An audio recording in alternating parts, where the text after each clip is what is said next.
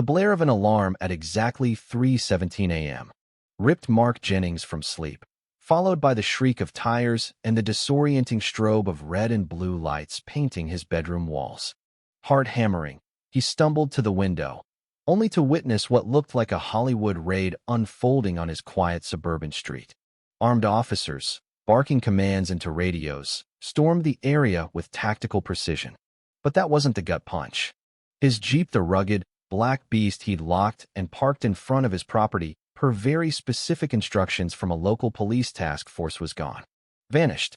In its place, a single, bright orange parking cone bore a sticky note: code violation. HOA confiscated. Mark swayed. Scream, cry, or laugh hysterically. Brenda Hatcher, the HOA president, the neighborhood's self-appointed Brenda Supreme, had just cut the lock off a law enforcement vehicle and had it towed like an abandoned mattress. She'd torched a months-long federal surveillance operation. And now, with actual federal agents materializing outside his door asking about the Jeep, Mark faced the horrifying task of explaining that his government-commandeered vehicle had been stolen by the president of his neighborhood association. Moving into Willow Creek Estates was supposed to be a fresh start for Mark after years serving overseas. Peace, a yard for his dog, a garage for his motorcycles. For weeks, it was idyllic. Then he met Brenda Hatcher. She wasn't just a stickler for rules, she was the rules. Grass a half-inch too tall? A fine. Halloween lights up past October 31st? A warning. Drive a rugged black Jeep with military-grade blackout plating? Apparently, a war crime. That doesn't belong in this neighborhood, Brenda had declared, lips pursed into oblivion, staring at his Jeep as if it had personally insulted her lineage. Mark tried explaining its connection to his consulting work with local law enforcement. Nice story, soldier boy, she'd scoffed. Next time, try a Honda. From then on, it was a crusade. Passive-aggressive letters about unauthorized vehicle modifications, excessive tactical aesthetics, and his personal favorite, parking intimidation. What Brenda, in her zealous memorization of HOA bylaws, failed to grasp was reality. The Jeep was a covert surveillance hub. A task force, targeting a drug ring that had insidiously infiltrated their peaceful community, had asked Mark to use his parked vehicle as a fixed node. It was kitted out with remote cameras, GPS, a digital recording you need a spy truck. Its intimidating look, the very thing Brenda detested, was why it was perfect. Suspects wouldn't think twice.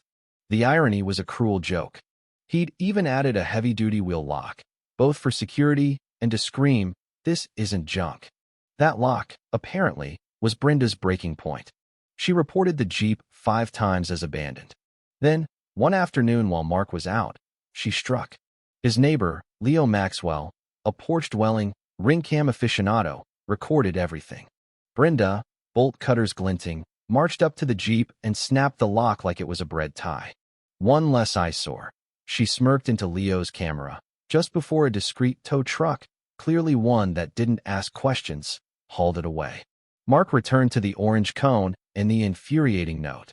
Brenda refused to answer her door, instead sending a pompous email about relocating the non-compliant vehicle to prevent visual pollution. He laughed, a harsh, desperate sound, until he remembered what was inside the Jeep. His call to Officer Rodriguez of the task force was met with a silence far more terrifying than laughter. Within 30 minutes, Rodriguez was at his door. The color drained from the officer's face as he watched Leo's footage.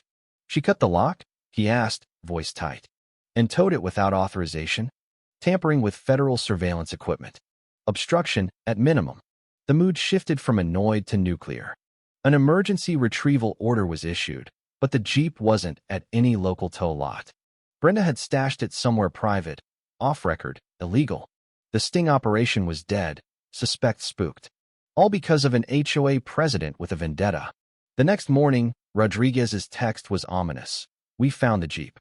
You're going to want to see this." They drove to a rusted gate behind an HOA maintenance shed Mark had never noticed. An open padlock dangled uselessly. Inside was a weed-choked, fenced-off area, a private HOA graveyard with 3 other ticketed cars, and his Jeep scratched, dirty, the driver's mirror cracked. The small case housing the encrypted surveillance drive was pried open, gutted. "This isn't a tow lot," Rodriguez muttered. This woman's running her own impound racket. As if summoned, Brenda Hatcher arrived, clip-clopping in heels. "Oh good, you found it," she chirped. Rodriguez cut her off. "Ma'am, step away from the vehicle. You removed federal surveillance property from an active operation. Do you understand how serious that is?" Brenda's face twisted. "You can't be serious. That thing was a visual nuisance. I did you all a favor." She was escorted away for questioning, still babbling about saving the neighborhood. Leo then strolled up, cooler in hand. "So, you gonna tell her she messed with the feds, or should I put it on Facebook first?" He'd been archiving Brenda's reign of terror for months. The HOA board, it turned out, knew nothing. Brenda had gone rogue. Word spread, and the community's reaction ranged from disbelief to barely contained glee. One woman baked cupcakes with blue and red frosting. Detective Eva Rostova, leading the task force, called Mark. "We're evaluating charges. Tampering, interference, obstruction. Her HOA authority doesn't protect her." Brenda, undeterred, called an emergency HOA meeting not to apologize, but to justify herself, claiming federal overreach. The meeting was a circus. Residents, reporters, serious-looking suits. Brenda, in a bright red blazer, launched into a saccharine defense. Mark stood. "You cut the lock off a federal vehicle and bragged about it." He played Leo's footage and showed her Facebook posts. The room went silent. Then Detective Rostova stepped forward, calmly eviscerating Brenda's claims, detailing how she'd bypassed the board, used an unlicensed tow company, and compromised a major operation. Arthur Bellwether, a timid board member, moved to suspend Brenda. It passed unanimously. Brenda looked stunned. "You can't do this," she shrieked, then waved a cease and desist from her lawyer, Vincent Thorne. Rostova glanced at it. "That lawyer? He's already under investigation." Brenda stormed out, vowing, "You haven't heard the last of this." The room erupted in cheers. The story exploded online.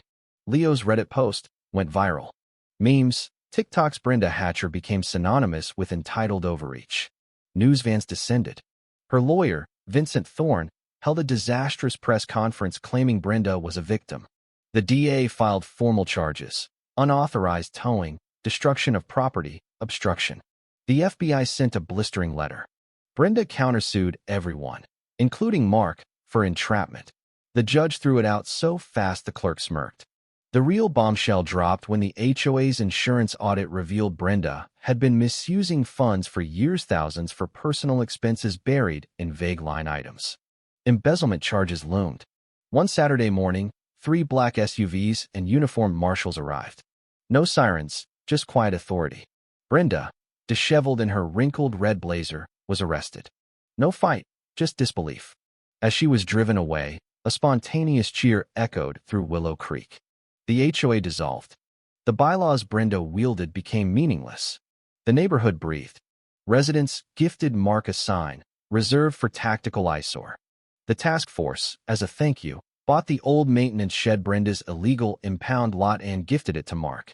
He turned it into the garage, a community workshop. To christen it, they held a Jeep parade, Mark's new, upgraded surveillance Jeep, a gift from the task force. Leading the way, community watchdogs stenciled on its hood. Brenda Hatcher took a plea deal: restitution, fines, banned from any HOA board for 20 years. She sold her house and vanished. Looking back, it was surreal. A parked Jeep, a power-tripping HOA president, and a community that found its voice. Every time Mark started his Jeep, that deep purr wasn't just an engine. It was a symbol of sanity restored, a reminder that even the most ludicrous abuse of power can be brought down by stubbornness, a ring cam, and one very controversial Jeep. The neighborhood, once policed by Brenda Supreme, finally belonged to its people.